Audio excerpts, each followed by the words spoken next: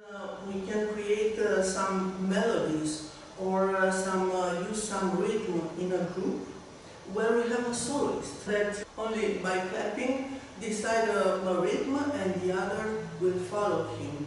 So he's a soloist. He has a community around that is listening to him and responding and connecting. Is a non-verbal dialogue. Is exactly what they need, to be listened by the other, to have an answer, to share together. It's like for the children, but it's very effective because it's a dialogue. It's like a question and an answer. We are imitating a person that decides for rhythm. Don't make it too complicated, okay? You begin. Okay. Again.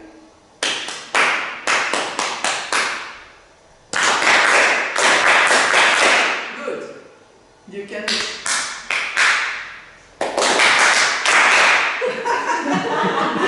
007. Very good, run.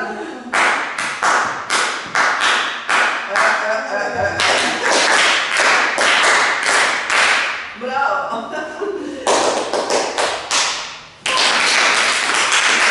Again.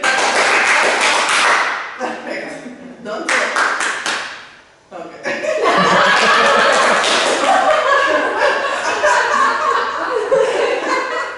You've done that.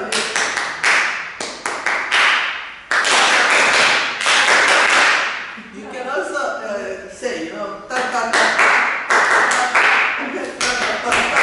And you can also move, this is from Maramuresh. So these kind of exercises are very effective because after you will speak about, you laugh, you have eye contact, so is bonding this community.